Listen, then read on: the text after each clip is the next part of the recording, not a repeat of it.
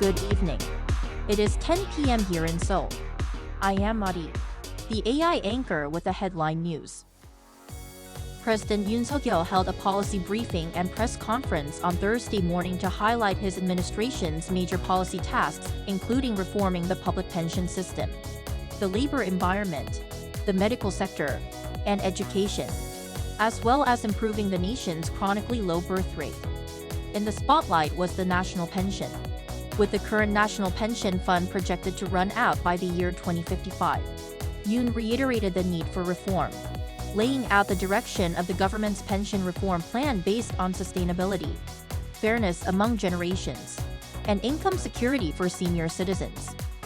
On another hot topic, medical reform, Yoon said medical reforms are being finalized, adding that the increase in the number of medical students is going according to plan, calling it one of the core agendas for boosting non-capital regions. Next year's budget for the foreign affairs sector will likely be focused on increasing official development assistance and its contributions on the global stage.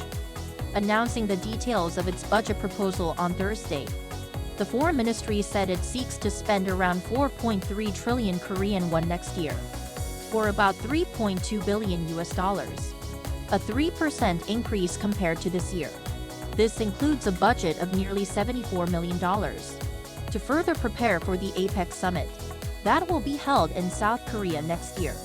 The ministry also plans to spend a little more than $2 billion on ODA next year, and raise its contributions to international organizations by spending nearly $620 million.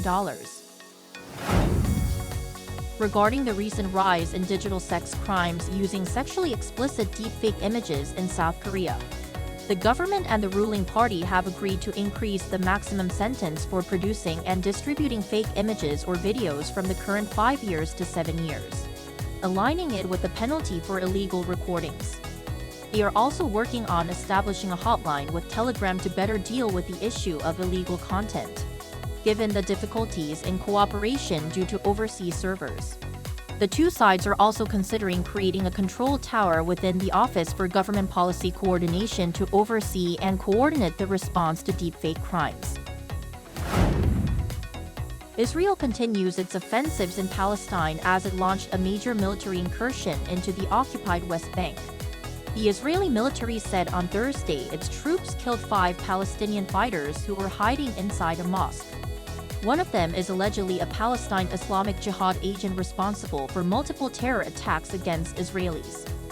The attacks, which began early Wednesday, started as Israeli troops raided the northern region of the West Bank, such as the cities of Tulkarm, Jenin, and areas in the Jordan Valley.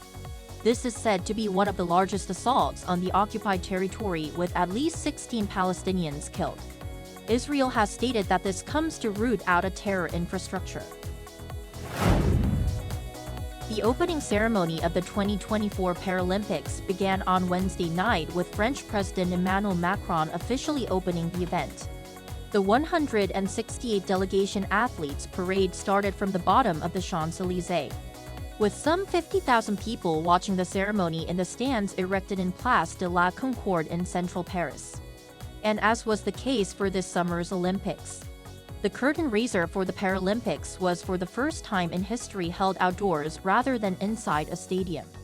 4,400 athletes with physical, visual and intellectual impairments will compete in 22 disciplines over 11 days, until the closing ceremony on Sunday, September 8th. Competitions begin on Thursday, and the first medals to be handed out will be in taekwondo, table tennis, swimming and track cycling. That brings us to the end of tonight's AI Headline News. Thank you for watching. Good night.